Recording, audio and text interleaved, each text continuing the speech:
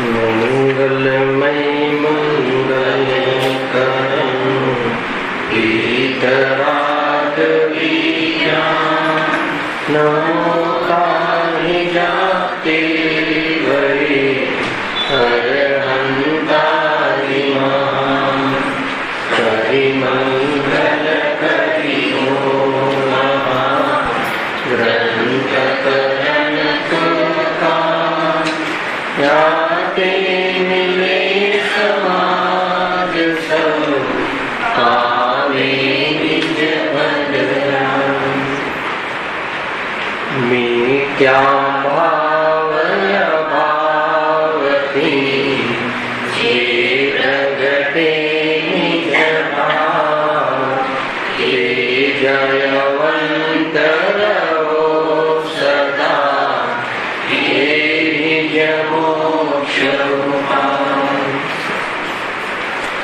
आज श्री मोक्ष मार्ग प्रकाशक ग्रंथ से बीजा अधिकार अंतर्गत जीव में कर्म साथे संबंध में विशेष चर्चा चाले। योगानुयोग वचनसार में कर्मનો વિષય પણ ચાલી રહ્યો છે। ત્યાં કાલે થોડા પ્રશ્નો પણ હતા, તો સામાન્ય 10 મિનિટની અંદર એ વિષયને આપણે ચર્ચા કરી લઈશું। પ્રશ્ન તો એ હતો કે જે દ્રવ્ય છે અર્થાત પરિણામી છે, એ પરિણામી એટલે દ્રવ્ય એ પરિણામ લક્ષણ રૂપ ક્રિયાથી अर्थात परिणाम लक्षण क्रिया थी पोतामय आत्ममय क्रिया थी युक्त से એટલે એ પરિણામનો કર્તા સ્વયં પરિણામી છે અર્થાત દ્રવ્ય છે। તો ત્યાં પરિણામ લક્ષણ ક્રિયા એ શું છે એ બધો પ્રશ્ન તમારો હતો। થોડુંક એની ચર્ચા કરીએ છીએ એટલે તમારે ગાથાઓ પર જે કઠોર પડી રહી છે અહીંયા એ સમાધાન થઈ જશે। એ રીતે થોડી 10-1 મિનિટ જોઈએ વિષયને। 121 गाथा विषय तुम्हारा क्या 122 परिणाम लक्षण क्रिया तो 122 में आए थे, पेज नंबर 241 पर रोचन सारा। तो गाथा तो ये है कि हवे परमार्थे आत्मा ने द्रव्य कर्मनु अकर्तापणु प्रकाश क्या थी आ बात आई કે દ્રવ્ય કર્મનો કરતા આત્મા નથી, આત્મા દ્રવ્ય કર્મનો કરતા નથી। ઉત્થાનિકા આટલી છે। આ વાત ક્યાંથી આવી કે પૂર્વગાથામાં એમ કહ્યું કે દ્રવ્ય કર્મનો હેતુ આત્માની ભાવ ક્રિયા છે અર્થાત ભાવ કર્મ છે। એ પણ જોઈ લઈએ છીએ। 121 ની થોડી ચર્ચા કાલે કરી હતી, પરંતુ વિધિથી આપણે 15 મિનિટમાં સમેટીશું। એની ઉત્થાનિકામાં એમ કહે છે કે હવે પરિણાત્મક સંસારમાં કયા કારણે પૂતગલનો સંબંધ થાય છે કે જેથી તે સંસાર મનુષ્ય આદિ પર્યાત્મક હોય છે, એ ઉત્થાનિકા છે। તેનું સમાધાન કરે છે કે સંસારમાં જે મનુષ્ય આદિ પર્યાય જે ફલ મળે છે આત્માને, એનો હેતુ કોણ છે તો દ્રવ્ય કર્મ। એવા દ્રવ્ય કર્મ જે પૂતગલ છે એનો હેતુ કોણ છે તો તે કહે છે કે સંસારમાં જે પરિણાત્મક જીવ છે એની ચર્ચા કરી છે। અહીંયા ટીકામાં વાંચી લઈએ છીએ। સંસાર નામનો જે આત્માનો તથાવિત તે પ્રકારનો તેવો પરિણામ તે જ દ્રવ્ય કર્મ વળગવાનો હેતુ છે। હે સંસાર નામનો જે આત્મા, સંસાર નામનો જે આત્માનો તથાવિત એટલે તે પ્રકારનો તેવો પરિણામ। સંસારમાં કેવા પરિણામથી જીવ રહે છે? મોહરાગ દ્વેષ એવા ભાવથી જે રહે છે સંસારમાં, એ પરિણામ કહ્યું, એ જીવનો ભાવ કહ્યું। એ પરિણામ તે જ દ્રવ્ય કર્મ વળગવાનો હેતુ છે।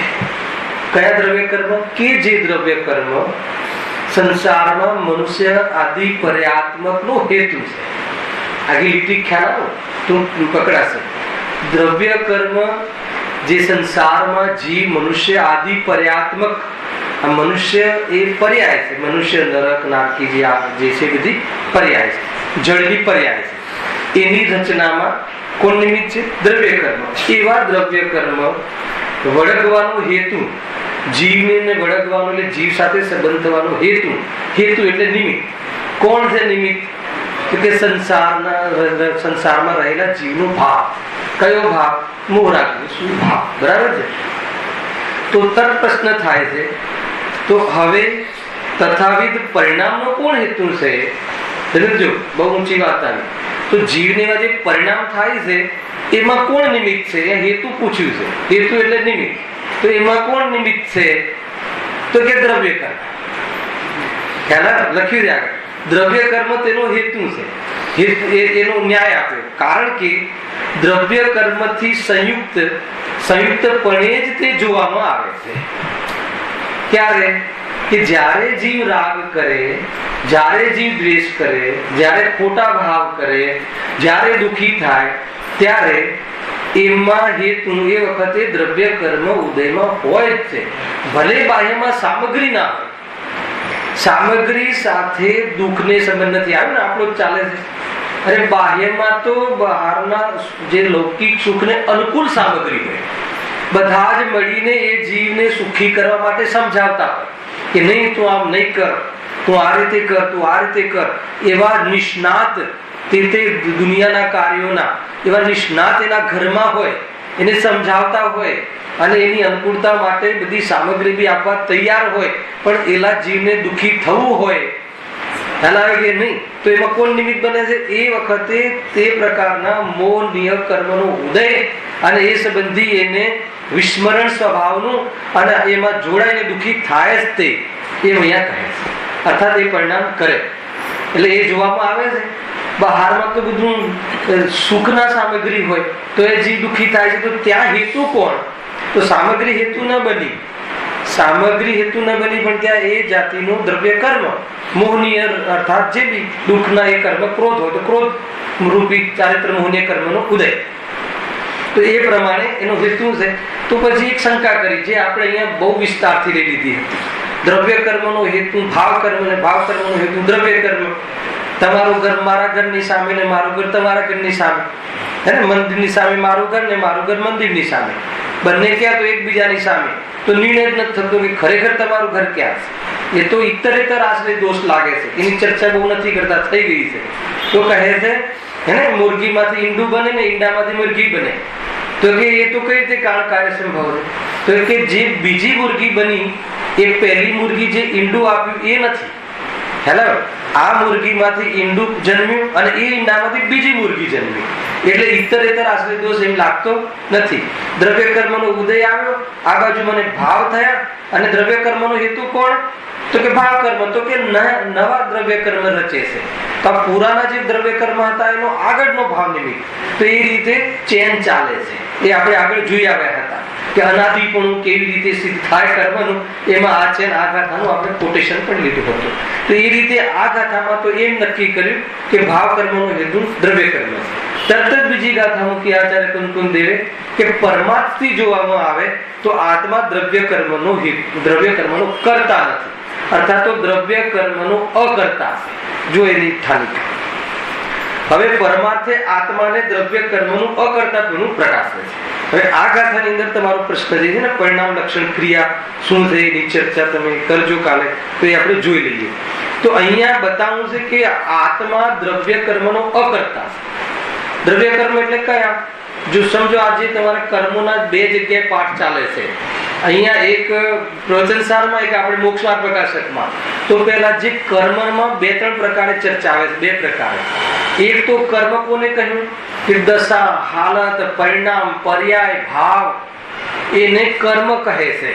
તો કર્મ અર્થાત કાર્ય, ગુરુદેવે કહ્યું આજના પ્રવચનમાં, એ કાર્ય તે દ્રવ્યનું પરિણામ, તે દ્રવ્યની પર્યાય, તે દ્રવ્યનો ભાવ, તે દ્રવ્યનું એ પ્રમાણે એ પરિણામ એને પણ કર્મ કહેવાય છે.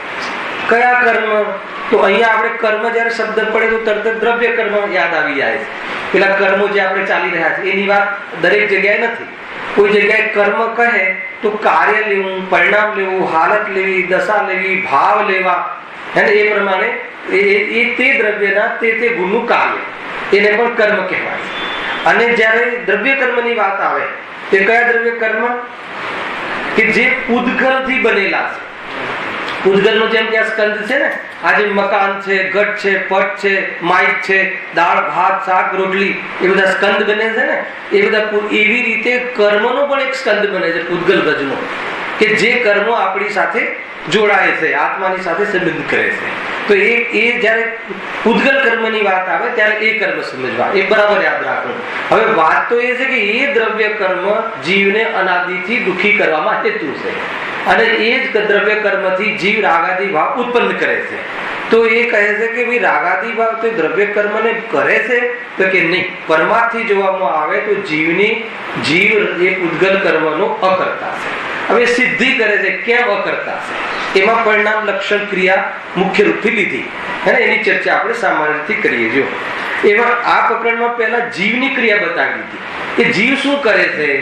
અહીંયા જીવ જ્ઞાન કરે છે એ વાત નથી લીધું. અહીંયા આ કર્મનો જે ખેલ છે એમાં જીવ શું કરે છે, જીવની આત્માની પોતાની ક્રિયા કઈ છે તો કહે છે રાગ દ્વેષ હે ને. અહીંયા લીધું પ્રથમ તો આત્માનો પરિણામ ખરેખર પોતે આત્મા જ છે.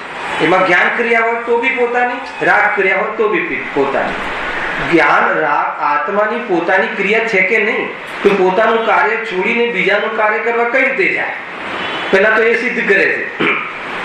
કારણ કે પરિણામી પરિણામના સ્વરૂપનો કરનાર હોવાને લીધે પરિણામથી અનન્ય છે.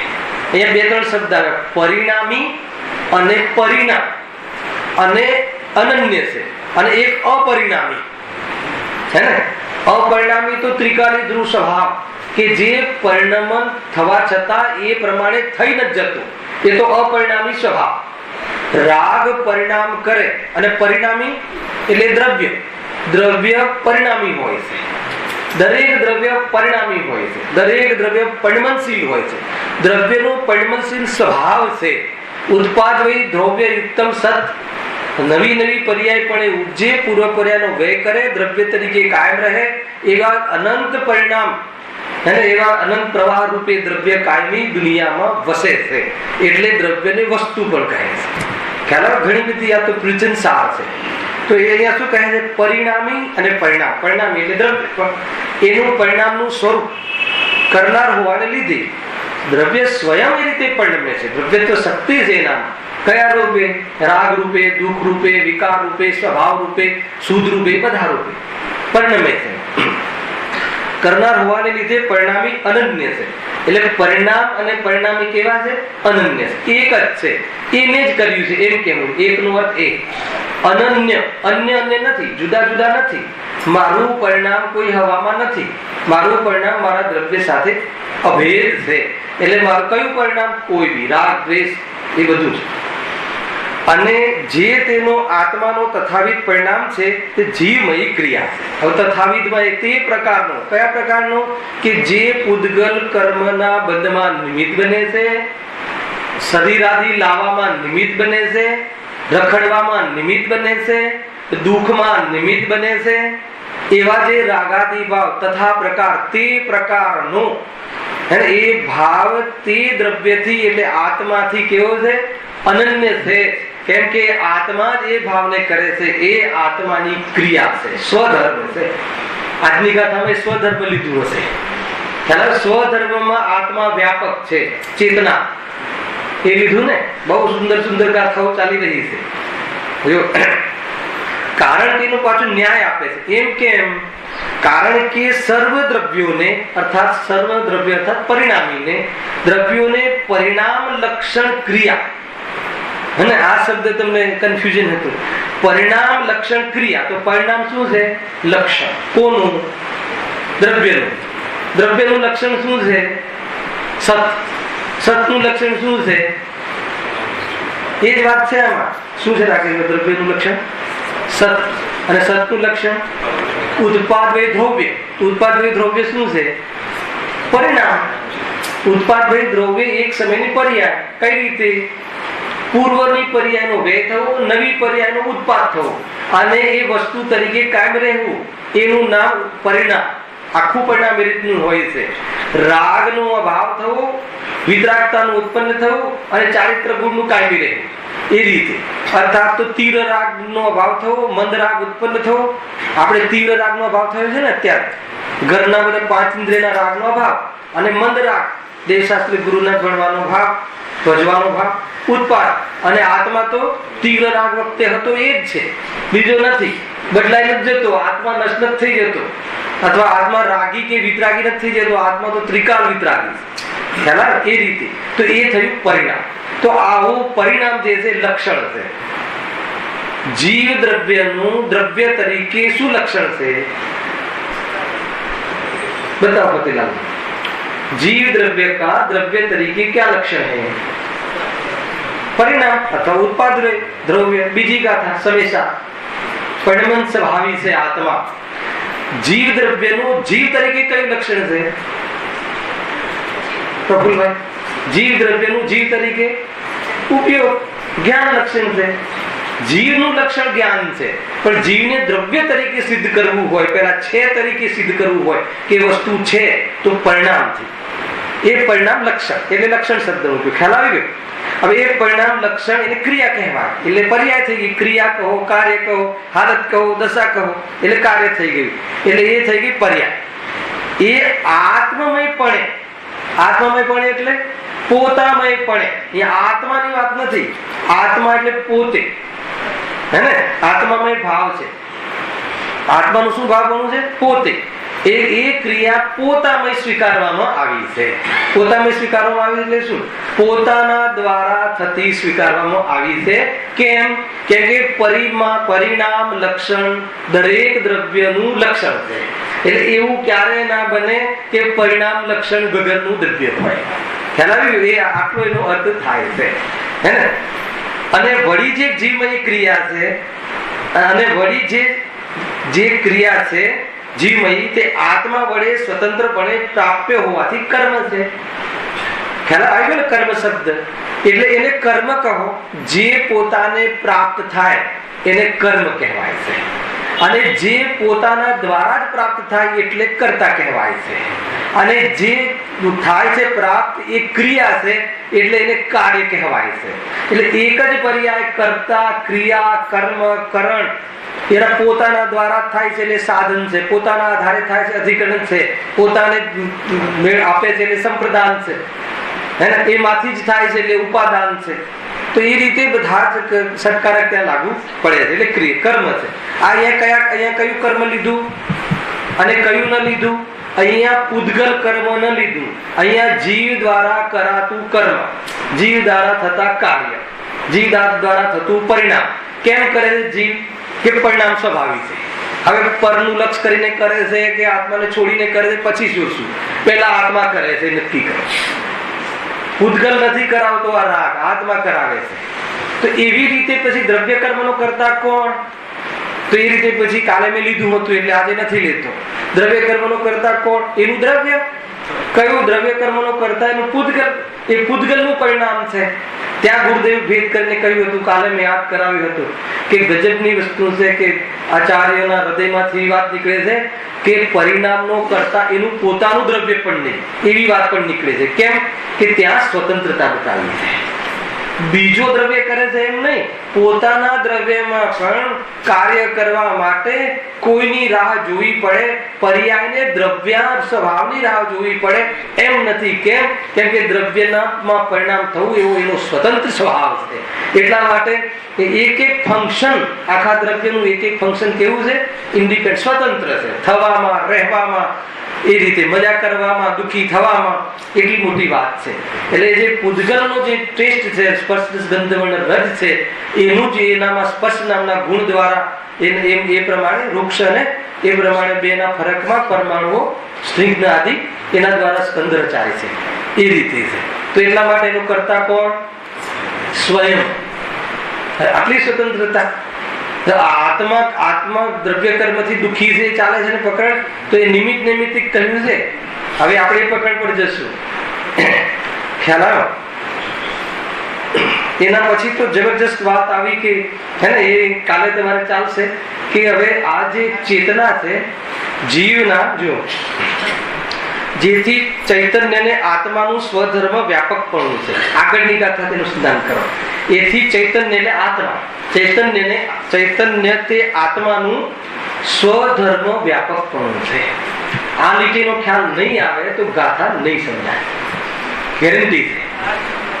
ખ્યાલ આવે ને? સ્વધર્મ વ્યાપક એ શું છે? સ્વધર્મ. અને ચૈતન્યને આત્માનું લખ્યું ને, ચૈતન્ય તે આત્માનું, આત્માને ચેતન કહે છે. 2 મિનિટમાં આપણે નિપટીએ છે. હે ને? આમ તો રવિવાર છે, વરસાદ પણ આવે છે. ચેતન, જીવ દ્રવ્યને ચેતન પણ કહે છે. ચૈતન્ય એનો ગુણ છે. ચૈતન્યમાં 2 ગુણ સામેલ છે, દર્શન અને જ્ઞાન. અને ચેતના એ દર્શન જ્ઞાનનો વેપાર છે. હવે જે ચેતના છે એ સ્વધર્મમાં વ્યાપક છે. બસ આટલું કહેવું છે.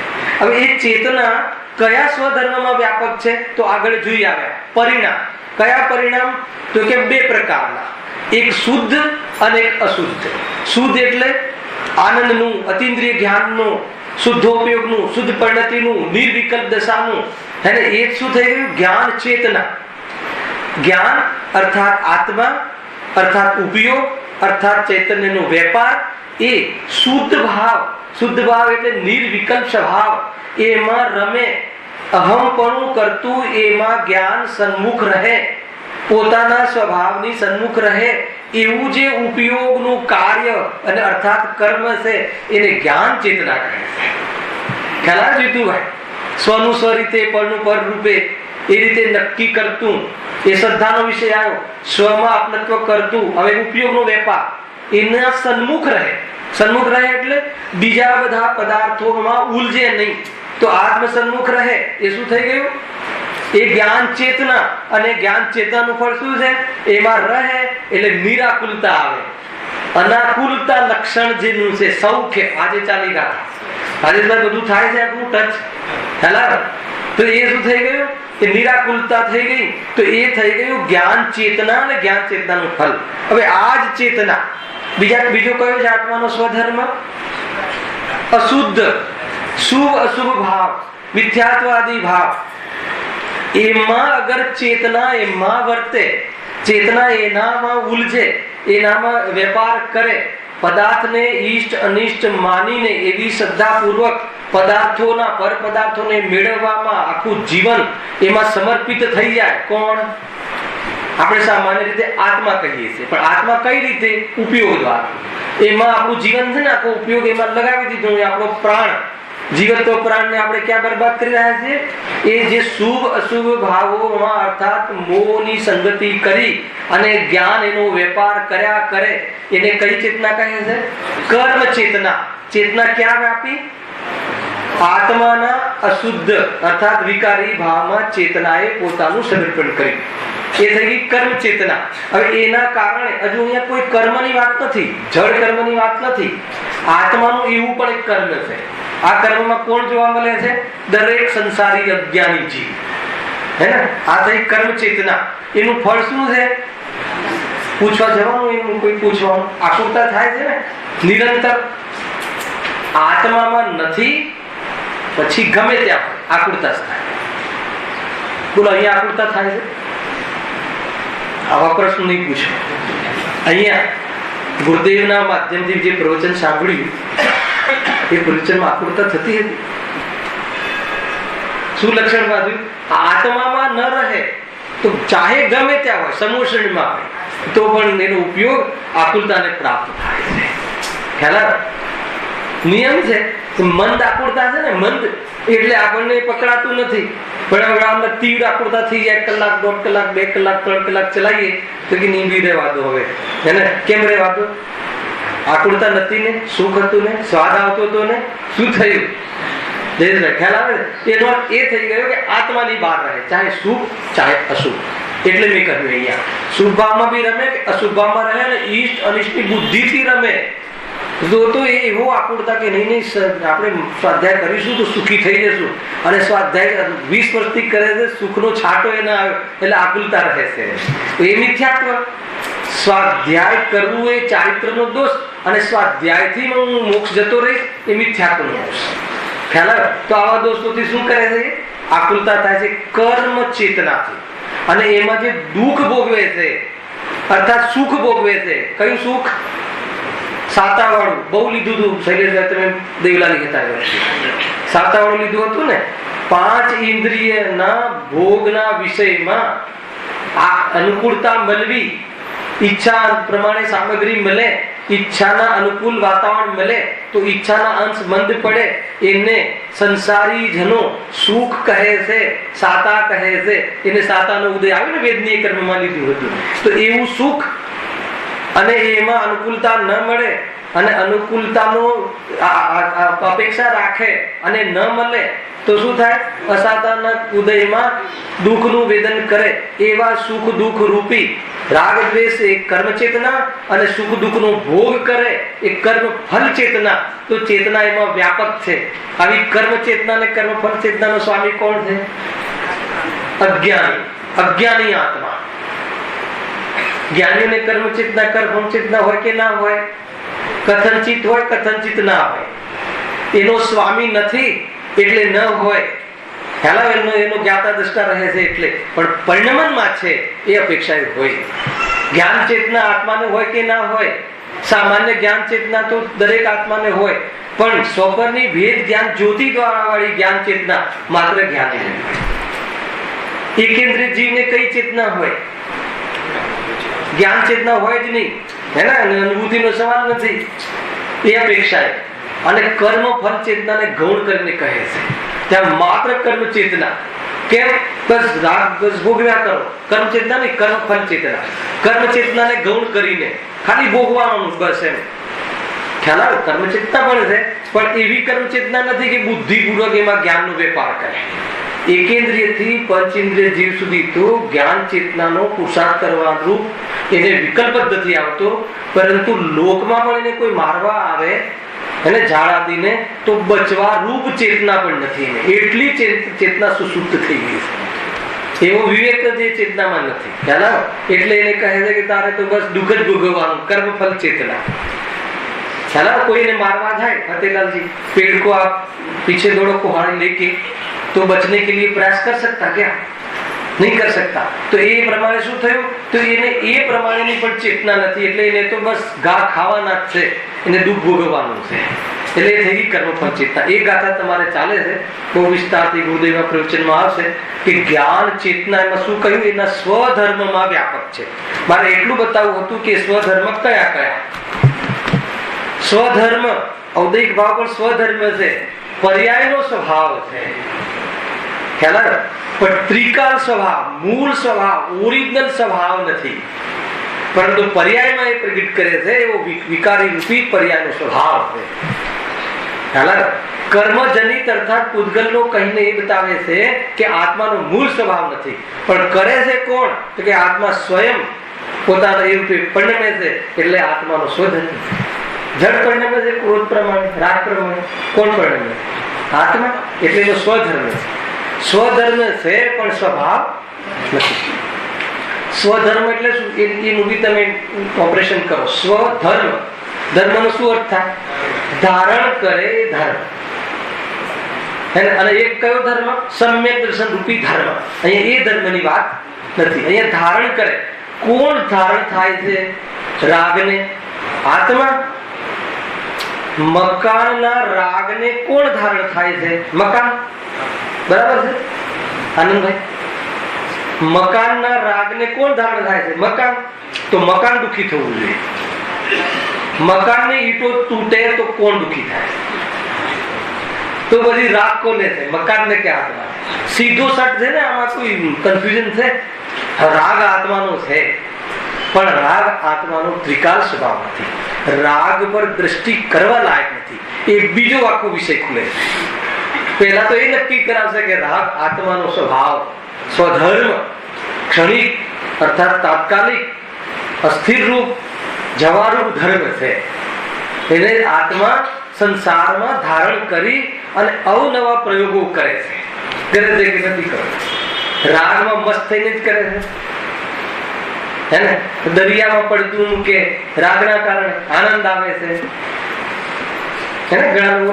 ઘણી વખત એકાદ વખત ત્યાં ગયો છું હોય ને પેલો મેળો ચગડો ને બધું છોકરાઓની સાથે, તો એકદમ ઉપર લઈ જાય ને પછી પડતું મૂકે. મને એમ થાય કે આવું પડતું મૂકવામાં પણ આનંદ આવે એવા જીવો હોય. ખ્યાલ આવે કે નહીં જીતુભાઈ? આનંદ આવે એમાં. તો એમાં કયો આનંદ છે? એ રાગના કારણે આનંદ માને છે. એવા રાગના કારણે કંઈ પણ આનંદ માને. જે આનંદ નથી એને પણ તીવ્ર રાગમાં આનંદ માનીને જીવ એને પ્રાપ્ત કરવા આખો જ્ઞાનનો ઉપયોગ સમર્પિત કરી દીધો છે. એટલા માટે એનું કલ્યાણ થતું નથી. એટલે સરળ સરળ વાતો છે. અહીંયા પણ એ જ છે મોક્ષનાથ પ્રકાશકમાં પણ, હે ને? એની વાત છે. જો આપણે કેટલે આવ્યા હતા? નિમિત્ત નૈમિત્તિક સુધી વાત આવ્યા હતા.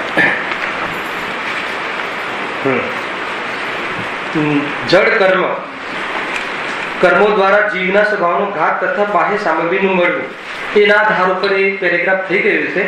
આનો હાર્દ એ છે કે જીવને શું કર્મ બધું લાવી આપતું હશે કે જે ચેતન પણ નથી, બળવાન પણ નથી? તો કે બળવાન પણ નથી, ચેતન પણ નથી, તો કેવી રીતે આત્માના સ્વભાવનો ઘાત કરે અથવા કેવી રીતે સામગ્રી લાવી આપે? તો અંતમાં કન્ક્લુઝન શું લાવ્યા કે નિમિત્ત નૈમિત્તિક સંબંધ થાય. નિમિત્ત નૈમિત્તિક સંબંધ છે કે દુનિયામાં એવું જોવા મળે છે કે ભાઈ એ આત્માને શરીર સહિત જોવા મળે છે અને એ શરીરમાં એવો પોરવાઈ જાય છે કે એનું જ્ઞાન બીડાઈ જાય છે કે નહીં? એવું શરીર અથવા શરીરના સગામાં એની સેવામાં જ્ઞાન એવું લાગી જાય છે કે એની બુદ્ધિ બીડાઈ જાય છે, પૂઠી થઈ જાય છે, અને એ વખતે જ્ઞાનાવરણીય કર્મનો ઉદય હોય છે. એ રીતે નિમિત્ત નૈમિત્તિક સંબંધ થયો. હે ને? કાલે કહ્યું હતું કે અનેકાંતનું પ્લેટફોર્મ જબરજસ્ત હે ને, ક્લિયર હોવું જોઈએ, મજબૂત હોવું જોઈએ. એમાં કચાશ હશે તો નહીં સમજાય. દેહ આદિ સહિત આત્મા સંસારમાં જોવા મળે છે, એને પ્રાપ્ત થાય છે, એના એવા ભાવો કરે છે ને પહોંચે છે. હમણાં જ નક્કી કર્યું પહોંચે છે કે નહીં? પહોંચે છે, પરંતુ એ રૂપે થઈ નથી જતો. એ એનો ત્રિકાળ સ્વભાવ છે. એનું નામ અનેકાંત. કોઈ એકાદ આત્માને શરીર જ નથી હોતું ક્યારે, અથવા આત્માને શરીરને મેળવવા વાળા ભાવો જ નથી હોતા ક્યારે પણ, તો એ બંધ માર્ગ સિદ્ધ નહીં થાય. અને બંધ માર્ગ સિદ્ધ નહીં થાય તો આ જેટલું તીર્થની રચના છે, મુનિ દશા છે, બંધને અભાવ કરવા માટેનો પુરુષાર્થ અને ઉપદેશ છે, એ બધું લોપ થઈ જશે. તો કે બધું શાના માટે છે? કેમ કે જીવ બંધાયેલો છે. તો ઉપદેશ શું કામ આપો છો? કેમ કે એનો મૂળ સ્વભાવ નથી, એટલે એના અભાવ કરવાની પ્રેરણા આપીએ છીએ. બે વાત આવી કે ના આવી? આ બે નહીં. દેહ આત્માનો છે નહીં અને સંસારમાં દેહ સહિત આત્મા જોવા મળે. તો બે નહીં છે ને, બે નહીંનું યથાર્થ કેવી રીતે શું અપેક્ષાથી કહ્યું છે એની ચર્ચા અહીંયા આવી. તો એક સંસારમાં પ્રાય એક વસ્તુ જોવામાં આવે છે કે કુદરત પર આરોપ આપે છે કે કુદરતથી અમે હારી ગયા છે, કુદરતની સામે અમારું કાંઈ નથી ચાલતું. એમ કહીએ છીએ કે નહીં? કુદરત અર્થાત પ્રકૃતિની સામે અમારું કાંઈ નથી ચાલતું, એટલે કર્મની સામે અમારું કાંઈ ચાલતું નથી. વાત આવી ને અહીંયાનો વિષય. તો એ જીવ કુદરતની સામે આપણું કાંઈ ચાલતું નથી, કર્મની સામે આપણું કાંઈ ચાલતું નથી, એ કાંઈ ચાલતું નથી, એ ક્યાં ઉભો રહીને કહે છે? ખ્યાલ છે? પરમાં મારું કાંઈ ચાલતું નથી. અરે કહે છે કે પરમાં તારું ન ચાલે એ તો સ્વભાવ છે. એક દ્રવ્યનું બીજામાં તો તું પ્રયાસ કરીને તૂટી ગયો પણ આજ સુધી નથી ચાલ્યું. એમાં કોઈ કુદરત કે એમાં કર્મ કે કોઈ બાધક નથી. અને અહીંયા કહે છે કે પોતાના સ્વભાવનો પુરુષાર્થ કરવા માટે પણ કર્મ બાધક નથી. કર્મ બાધક નથી, પ્રકૃતિ અર્થાત પ્રકૃતિ બાધક નથી, કુદરત બાધક નથી, દુનિયાની કોઈ સિચ્યુએશન બાધક નથી, નરક બાધક નથી. ખ્યાલ આવ્યો કે નહીં? છે બાધક? નરક બાધક નથી એમ કહ્યું. સાતમી નરક બાધક નથી આત્માને આત્મકલ્યાણ પોતાનું કાર્ય કરવામાં. કેમ કે સાતમી નરકના સ્વરૂપને તમે સમજો તો તમને એમ લાગે કે અહીંયા જીવ આત્માનો વિચાર કરીને આત્મકલ્યાણ કરી શકતો હશે. એકવાર ભ્રમ થઈ જાય. સાતમી નરકમાં સંયોગ જનિત જે દુઃખ અથવા સંયોગ જનિત જે મારકાટની જે અવસ્થાઓ થાય છે નરકોમાં, તો ત્યાં એમ થાય કે ત્યાં પણ આત્મા સમ્યક દર્શન દેહથી ભિન્ન આત્મા અને આત્મા અતિન્દ્રિય સુખ. હા, તો એ કહેવું છે કે ત્યાં લઈ શકે તો સાતમી નરક અર્થાત પહેલી નરકના જેવી સ્થિતિ તો મનુષ્ય ગતિમાં સંભવ જ. તો કોઈ એમ કહે કે અમને અહીંયા કઈ નડે છે તો કહે છે કે નહીં, કાંઈ નડતું નથી. ખ્યાલ આવે કે નહીં? એ નક્કી થાય છે કે નહીં? તો અહીંયા કે કર્મ નડે છે કે નહીં? નડતા નથી. કર્મ બલવાન છે કે નહીં?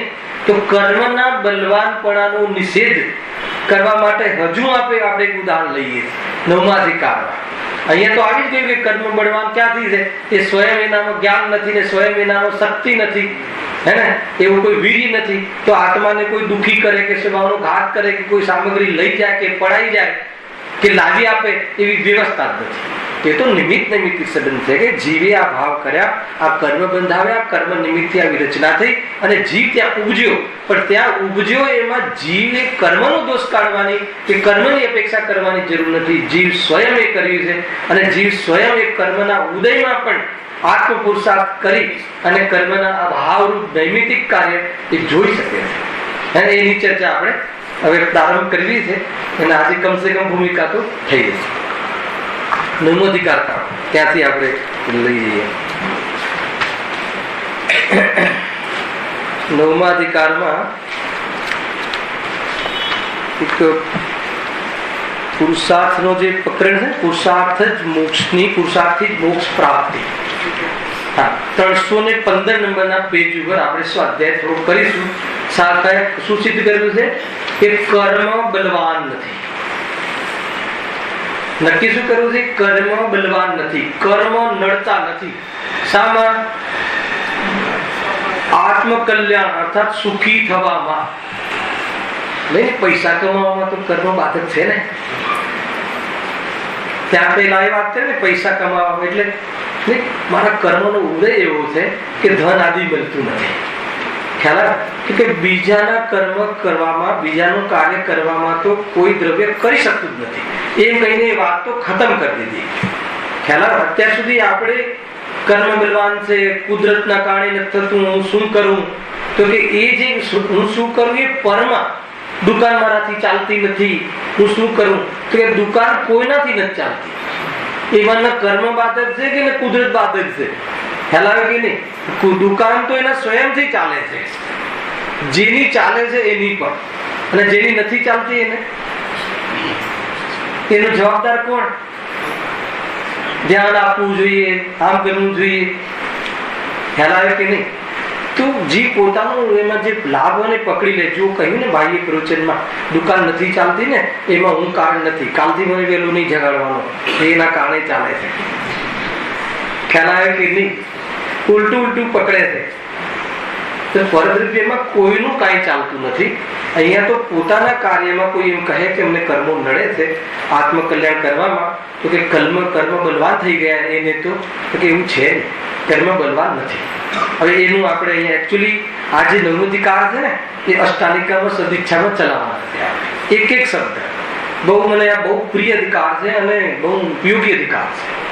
પુરુષાર્થથી જ મોક્ષની પ્રાપ્તિ. એમાં બહુ વિસ્તાર ન કરતા સીધું આપણે પોઈન્ટ પર આવીશું.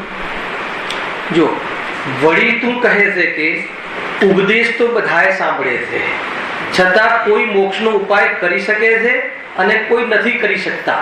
તેનું શું કારણ? અને આ જ પ્રશ્નોમાં એક કર્મને કારણ બતાવશે. શું થયું? 315 નંબરનું પેજ છે, મોક્ષમાર્ગ પ્રકાશક 9મો અધિકાર. મારામાં 315, બીજામાં 321 પણ છે. ઠીક છે. વળી તું કહે છે કે ઉપદેશ તો બધાએ સાંભળે છે, એટલે આજી એમ સમજે છે કે મોક્ષ પામવા માટે, સુખી થવા માટે ઉપદેશ કારણ છે. ઉપદેશ તો બધા સાંભળે છે, પરંતુ છતાં કોઈ મોક્ષનો ઉપાય કરી શકે છે ને કોઈ નથી કરી શકતા. જનરલી ઉપદેશને મોક્ષનું કારણ માનવા વાળા જીવ ઘણા છે અને આપણને કહે પણ છે કે તમે પ્રવચન કરો છો, પ્રવચન સાંભળો છો, તો તમારું કાર્ય કેમ કઈ થતું નથી, સુખી કેમ થતા નથી? તો કાં તો તમે પુરુષાર્થ કરતા નથી, કાં તો એ પુરુષાર્થ નથી. ખ્યાલ આવે? બે વસ્તુ અર્થાત પુરુષાર્થથી મળતું નથી.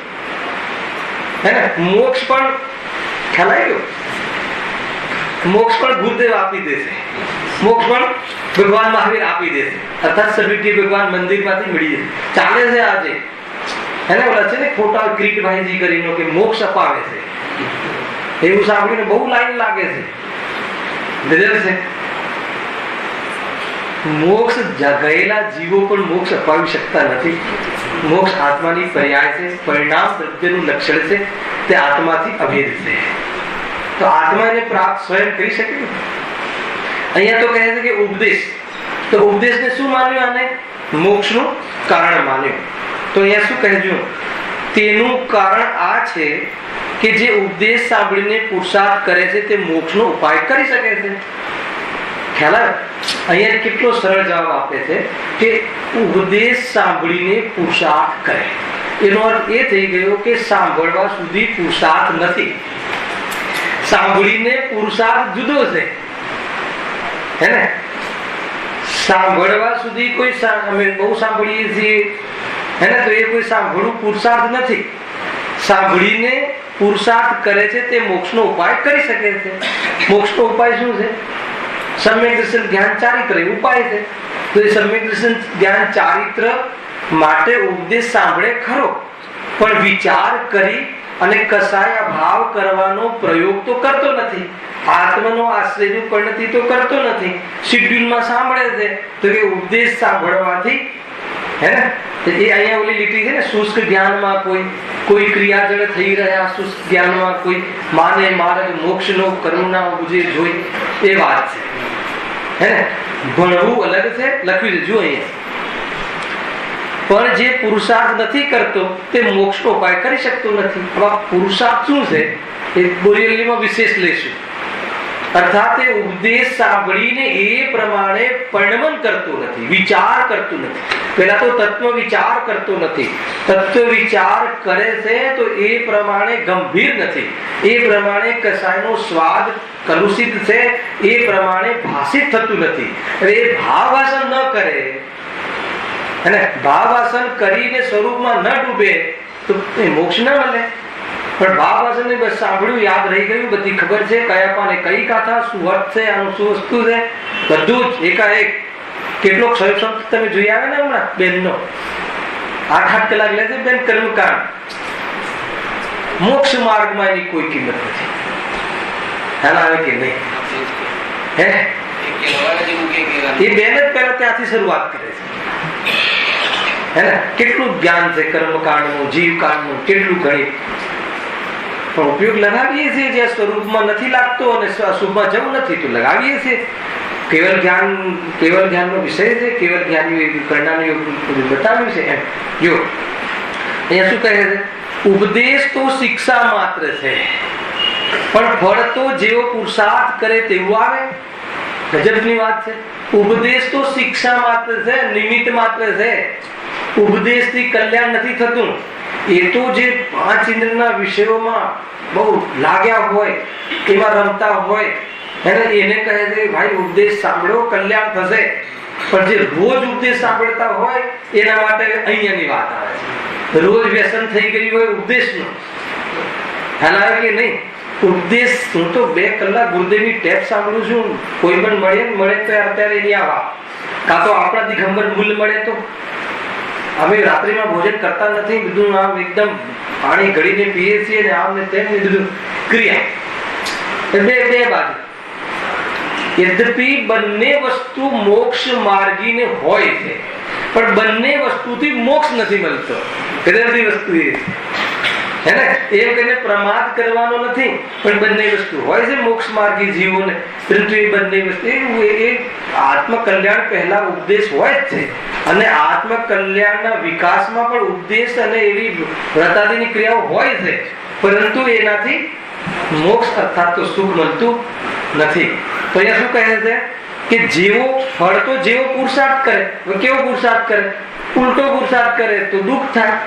સ્વાધ્યાયથી સુખ થાય છે એવું માને તો સ્વાધ્યાયથી આપ સુધી સુખ કોઈને થયું નથી તો નિરંતર દુઃખ થાય. પછી કહે પણ સાંભળીએ છીએ, ખબરે પડે છે, બધું કહીએ પણ છીએ, પણ કાંઈ થતું નથી. કેમ? કેમ કે તમે એ સાંભળવાને સુખનું કારણ માની લીધું. તમે જોજો આ પ્રશ્ન રહે બહુ વિસ્તારનો વિષય છે, પણ મારે બીજા વિષય પર જવું છે એટલે સમજો. પછી જો એક જેવો પુરુષાર્થ અર્થાત એ સમજવાનો, એ નિર્ણય, તત્વ નિર્ણય કરવાનો ઉદ્યમ કરે મોહની મંદતામાં, ખ્યાલ આવે તો એને પુણ્ય બંધ થાય. ખ્યાલ આવે? અર્થાત તો બહુ જ તીવ્ર મોહ તો છે ને, અલ્પ મોહ થઈ ગયો. મોહ મંદ કરે તો એ જીવ તત્વ નિર્ણય કરવાનો ઉદ્યમ કરે છે. અતિ મંદ થઈ જાય તો તત્વનો નિર્ણય થાય છે, અને અભાવ થઈ જાય તો આત્માનુભૂતિ થઈ જાય છે. આ ક્રમ છે. મોહમંદતાનું સ્વરૂપ સમજ્યા? ખ્યાલ રાકેશભાઈ, મોહમંદ થયો શું? જે તત્વ સમજવાનો ઉદ્યમ કરે, તત્વ નિર્ણય કરવાનો ઉદ્યમ કરે, એને મોહમંદ કહેવાય છે. ખ્યાલ આવે? દુકાન મકાન છોડીને રિટાયર થઈને સ્વાધ્યાય માત્ર કરે, સમજો, બહુ ઊંચી વાત છે. ખ્યાલ આવે? રાત્રિ ભોજનનો ત્યાગ કરી અને એમાં જ ધર્મ માની બેસે, એ મોહનો મંદતા નથી. એ બધું કરે અને જીવનમાં કેવી પણ સ્થિતિ આવે તો તત્વનો નિર્ણયનો ઉદ્યમ કરે કે આ તો કર્મ ઉદયમાં થતી બહારની પરિસ્થિતિ છે, આત્મામાં કાંઈ નથી, એવું એને ભાષિત થાય તો એને મોહમંદ કહેવાય છે.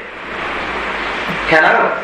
ઘણી વાર આ રીતે કહીએ ને જે કે દુકાન છોડીને રિટાયર થઈને, તો જે પછી બહુ દુકાનમાં જતા હોય ને એ આ વાત પકડી લે કે જો દુકાન છોડીને તમે શું કરો, ભાઈએ કીધું છે એ દુકાન છોડીને બી શું કર્યું, એના કરતા અમે દુકાનમાં રહીને તત્વનો નિર્ણય કરીએ.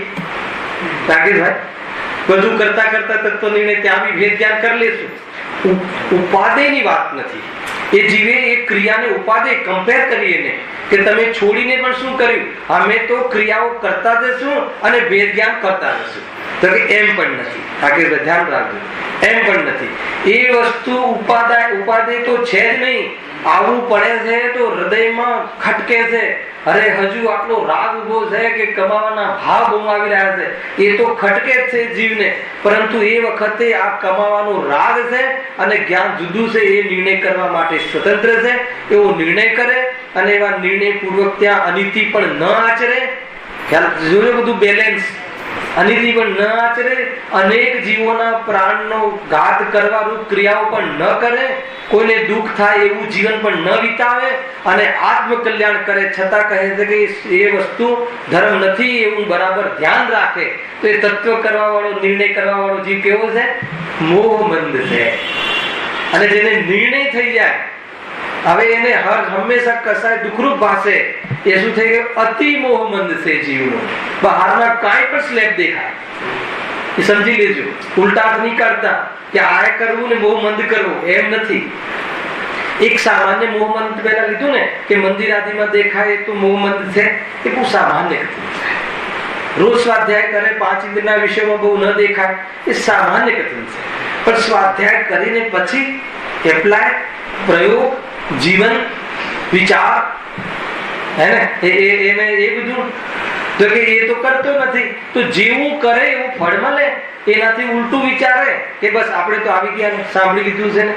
હવે 4 જણ અથવા કોઈ વિદ્વાન આવીને કહે કે રોજ સાંભળવાથી શું થયું, તેથી શું, ગુરુદેવને તો બહુ આવે છે. કોઈ કહે કે અમે અભ્યાસ કરીએ છીએ, તેથી શું, બહુ દાન આપીએ છીએ, તેથી શું. એનો અર્થ કે ગુરુ કઈક કહેવા માંગે છે, હે ને. આત્માનો અનુભવ એનાથી જુદો. આત્મા એ ક્રિયા જળ અને એનો ભાવ રાગ, અને આત્મા જુદો. એ સંબંધી કઈ પ્લાન કર્યો છે કે નહીં, એ સંબંધી બુદ્ધિ કઈ કામ કરી રહી છે કે નહીં, ખ્યાલ આવે છે કે નહીં, કે ના એ તો વિચાર્યું જ નથી. રોજ નાઈ ધોઈને અપ ટુ ડેટ, હે ને. પ્રવચન માંથી ઉઠીને બહાર ગલ્લા પર ચા પીવીને પછી જડની ક્રિયા કેવી, એ તો આખું વાત જ જુદી છે. એ તો ગયો અહીંયાથી જીવ. ચા પીવે પ્રોબ્લેમ નથી, જડની ક્રિયા કહીને પીવે એનો એ વધારે. સમજો જ્યાંથી હું કહેવા માંગુ છું. ખ્યાલ આવે ફતેલાલજી? એથી ક્યાંય નહીં છૂટે. આ ક્ષેત્રમાં આવી અને ઉલટા કામ કરે છે. ચા પીવાનું કામ ઉલટું નહીં, તો જડની ક્રિયા છે. પીવો ને આપણું શું આત્માનું ક્યાં કરે છે, તો ક્યાં મેળ પડે છે. હજુ એમ કહે હજુ મારો આટલો રાગ છૂટ્યો નથી, એમ એને ત્યાં લાઈટ થાય તો સમજમાં પણ આવે. ખેદ તો છે જ નહીં આ જીવને. ઉપરથી એ તો નઠોર થઈ ગયો. સાંભળ્યું અહીંયા જીનવાણીને, જીનવાણીને ક્યાં નિમિત્ત બનાવી. સમજવા જેવું છે ભાઈ, હે ને. શૂન્ય છે, શૂન્ય, એમ સમજવું જો. હા, હવે આ તો થઈ ગઈ પેલી વાત, તો ઉપદેશની. શિક્ષા પછી દીક્ષા હોય, ખ્યાલ આવે કે નહીં? કહે છે ને ભણે પણ ગણ્યો નહીં તો કોઈ કિંમત નહીં, પણ ગણાજી ભણે નહીં હે ને અને આચરણ ચાલુ કરી દે, ખ્યાલ આવે? એવું પણ હોય છે. શિક્ષા નહીં ને દીક્ષા લઈ લે અને કોઈ શિક્ષામાં જીવન વિતાવી દે અને બંને ચીજોને ધર્મ માની અને આત્મા કરુણા ઉપજે જોઈ, માને મારે મોક્ષનો કરુણા ઉપજે જોઈ. જ્ઞાનીઓની દુઃખની વ્યથા છે હે ને, જે 5 દિનના વિષયમાં રમે છે એની તો શું કરુણા. અહીંયા કે માર્ગમાં આવીને પણ કોઈ એક એવા સ્ટેપમાં જે આ બધી ક્રિયાઓ જે જ્ઞાનીને તો હોય જ છે, સમજો, પરંતુ એવા ધર્મ માનતો એ રીતે જો. હવે બીજો પ્રશ્ન, પછી મારે જે બતાવવું છે ત્યાં સુધી આવી જશું આપણે. હજી આગળમાં વ્યવસ્થિત ખુલાસો કરી, બહુ સરસ વિષય છે. પ્રશ્ન, દ્રવ્યલિંગી મુનિ મોક્ષના અર્થે ગ્રસ્તપણું છોડી તપશ્ચરણ આદિ કરે છે, ત્યાં તેણે પુરુષાર્થ તો કર્યો. ખ્યાલ આવે? કોનું ઉદાહરણ આપ્યું? દ્રવ્યલિંગી, મિથ્યા દ્રષ્ટિ, પ્રથમ ગુણસ્થાન વર્તી, કપડા છોડ્યા છે, આચરણ બધું ભાવલિંગી સદ જેવું છે, નિરતિચાર પાલન છે, ધર્મ બુદ્ધિથી કરે છે, ધર્મ પ્રાપ્ત કરવા કરે છે. એનો અર્થ આ બધું કોઈ દુકાન મકાન માટે નથી કરતા, એના માટે કરે છે, પણ એનાથી ધર્મ થાય એ ભૂલ પડી ગઈ છે. એટલે દ્રવ્યલિંગી, ભાવલિંગ નહીં. ત્યાં તેણે પુરુષાર્થ તો કર્યો છતાં કાર્ય સિદ્ધ ન થયું, માટે પુરુષાર્થ કરવાથી તો કાંઈ સિદ્ધિ થતી નથી હે ને. કાં તો તમે જે કરો છો એ પુરુષાર્થ નથી એમ કહી દો, કાં તો પુરુષાર્થથી મળતું નથી એમ કહી દો. શું પુરુષાર્થથી નથી મળતો? શું કહે? પૈસા કે મોક્ષ? પૈસા પુરુષાર્થ વગર મળે છે અને મોક્ષ પુરુષાર્થથી મળે છે. ગજબ છે જૈન ધર્મની નીતિ.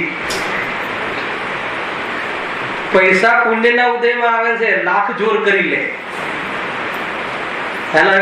એ બી વર્તમાન નહીં, પૂર્વનું. એ તો વર્તમાનમાં પુણ્ય કરવા નહીં લાગતું, ખ્યાલ આવે કે નહીં? પૂર્વના ઘરે બેસી રહ્યા છતાં પણ ઘણું મળે છે. 24 કલાક મજૂરી કરે, રોટલા ભેગો થતો નથી. મજૂરીથી મળે છે, પુરુષાર્થથી મળે છે, ઉદ્યમથી મળે છે. ખ્યાલ આવે છે કે નહીં? બહુ આવાવાળી વાત છે હે ને. બોરીવલીમાં આપણે શબ્દ લઈશું, અહીંયા બી એમાં એક પ્રકારથી બધું આવી જાય રીતે લઈશું. શું કહે છે? જો દ્રવ્યલિંગી મુનિ મોક્ષના અર્થે ગૃહસ્થપણું છોડી, એટલે ઘર બી છોડી દીધું, કપડા બી છોડી દીધા, તપ બી કરે છે, સહન બી કરે છે, બધું કરે છે. ત્યાં તેણે આ અવસ્થા ભાવલિંગી સંતને પણ હોય છે. જો આ બહારનો પહેરવેશ, બાહ્ય ક્રિયા તો હોય છે, પણ આ ક્રિયા કોઈ પુરુષાર્થ નથી. આ ક્રિયા કોઈ આત્માને મોક્ષ પમાડી દે એવું આમાં સામર્થ્ય નથી, એમ અહીંયા કહેવું છે. પણ એને શું કહ્યું? પુરુષાર્થ તો કર્યો છતાં કાર્ય સિદ્ધ ન થયું, માટે પુરુષાર્થ કરવાથી તો કાંઈ સિદ્ધિ નથી. એનો જવાબ કેવો આપે છે? જો અન્યથા પુરુષાર્થ કરી ફળ ઈચ્છે છે, પણ તે કેવી રીતે ફળ સિદ્ધિ થાય? અન્યથા એટલે આ મોક્ષનું કારણ જ નથી, પણ મોક્ષ માર્ગીઓને હોય છે ખરું. જો તપશ્ચરણ આદિ વ્યવહાર સાધનમાં, જો વ્યવહાર સાધન તો કીધું એટલે એનો અર્થ એ થઈ ગયો કે આ સાધન તો છે, પણ વ્યવહાર સાધનમાં અનુરાગી, આ ખતરનાક કોણ છે. વ્યવહાર સાધનમાં એકત્વ પણ અનુરાગી, એટલે એનાથી ધર્મ થશે, મુક્તિ મળશે, સુખ મળશે એમ થઈ પ્રવર્તન કરે. જ્ઞાની ધર્માત્મા પણ સ્વરૂપમાં ન રહેવાય ત્યારે વ્યવહાર સાધન આવી બાજુના સાધનમાં જોવા મળે છે, પરંતુ એ સાધનનું અવલંબન છોડીને સ્વરૂપમાં જાય છે. અને આ કહે છે કે આવા વ્યવહાર સાધનનો પ્રયત્ન કરતો રહીશ અને મોક્ષ મળી જશે. તો કે બંનેની દિશા અલગ છે, દિશા ફરક છે. એમ પ્રવર્તવાનું ફળ શાસ્ત્રમાં તો શું બંધ કહ્યું છે? જે તપશ્ચરણ આદિમાં પ્રવર્તવાનું તો આમાં પછી એક જીવ મળે છે એટલે અમે નથી પ્રવર્તતા, તો પછી તમે ક્યાં પ્રવર્તશો એ બતાવીને જાઓ. ખ્યાલ આવે ને? તો કે એટલે તમે ગુરુદેવે કીધું છે શુભ બંધ થાય, એટલે બંધ થાય એનો અર્થ એટલે અમે પ્રવર્તન નથી કરતા. તો તમે એવી જગ્યાએ પ્રવર્તન કરજો કે ત્યાં કોઈ બંધ ના થતો હોય, તો રાઈટ છો તમે. પણ હવે ક્યાં પ્રવર્તન કરશો? ખ્યાલ આવે કે નહીં? ઉલટા હાથ કાઢે છે જી. એ પરિણામ આવે છે પણ બંધ રૂપ છે. જો આગળ એનું ફળ શાસ્ત્રમાં તો શુભબંધ કહ્યું છે, અને આ તેનાથી મોક્ષ ઈચ્છે છે. એ કેવી રીતે થાય? એ તો ભ્રમ છે. અહીંયાથી આપણો ટોપિક ચાલુ થાય છે. એ તો ભ્રમ એટલે મિથ્યાત્વ છે. તો પછી પ્રશ્ન કરે છે, એ ભ્રમનું કારણ પણ કોઈ કર્મ જ છે. આવી ગયું ને? એ ભ્રમ અમે શું કરીએ? મોહનીય કર્મના ઉદયમાં અમને એવું સૂજે છે, એટલે કર્મ પર. એ રીતે બી પ્રશ્ન બની શકે, એમાં મારો શું દોષ? બોલો, એ તો કર્મનો દોષ છે. અમે તો બધું ટ્રાય કર્યો ને, તપ બી કરવા ગયા, કપડા બી છોડ્યા, ભોજન બી છોડ્યું, રાત્રિ ભોજન બી છોડ્યું, બધું કર્યું. પણ હવે શુભબંધમાં ધર્મ માનવાની જે મારી વૃત્તિ છે એ તો મોહનીય કર્મના કારણે થાય છે. એમાં મારો શું દોષ? એ પ્રશ્ન અહીંયા લખ્યું ને કે એ ભ્રમ એટલે મિથ્યાત્વ, મોહ. એનું કારણ પણ કોઈ કર્મ જ છે, કોઈ એટલે મોહનીય કર્મ જ છે. તો પુરુષાર્થ શું કરે? તો હવે મારા હાથની વાત તો રહી નહીં. એક બીજો પ્રશ્ન, બે પ્રશ્ન છોડું છું, એના જવાબ હું નેક્સ્ટમાં આપીશ. એક કે ભાઈ એ તો ક્રમમાં હશે ત્યારે થશે. આ બીજો પ્રશ્ન કે મારા ક્રમબદ્ધમાં હાલ સમય નથી, તો પછી શું કામ પુરુષાર્થ કરવું? હા, એ પ્રશ્ન લેશું પણ આપણે. એ પ્રશ્નનો જબરજસ્ત ખુલાસો કરીશું, થોડો ઘણો પણ. એક કર્મબદ્ધ એ શોર્ટમાં કરીશું, સમજમાં આવી જશે. એને જ્યાં તકલીફ છે ને એ તકલીફ ખોલીશું આપણે. એક કર્મબદ્ધ અને એક ક્રમબદ્ધ, આ બે સિદ્ધાંત જો સમજમાં આવી જાય તો કર્મ રહિત થઈ જાય, એના ક્રમમાં મોક્ષ આવી જાય. અને આ બે સિદ્ધાંતનો દુરુપયોગ કરે તો એ રખડ્યા કરે. બે પ્રશ્ન થાય ને ફતેલાલજી કે ભાઈ શું કરે? તો અમારા કર્મ, અમારા નસીબ ફૂટેલા છે, અમારા કર્મ ઉદયમાં છે કે જોર જ નથી આવતું. એક તો એમ પ્રશ્ન કરે. એક બીજું, અમારા ક્રમબદ્ધમાં હશે ત્યારે આવશે. અત્યારે તત્વ નિર્ણય કરવાનો મારા ક્રમબદ્ધમાં છે નહીં, તો તમારા ક્રમબદ્ધમાં શું છે એનો પણ નિર્ણય કરી દેશો. ખ્યાલ? ક્રમબદ્ધનો વિશ્વાસ તો કર્યો એ નહીં, પણ કયા ક્ષેત્ર માટે ને કયા માટે નહીં, શોર્ટકટમાં જવાબ આપી દીધો. ખ્યાલ? બાકીનો વિચાર આપણે આગળના પ્રવચનોમાં કરીશું. નેક્સ્ટ શનિ રવિ અષ્ટાનિકા ચાલુ હોવાથી અહીંયા નેક્સ્ટ શનિ રવિ નથી. આગળ જે હશે એ પ્રોગ્રામ આગળ બતાવશે.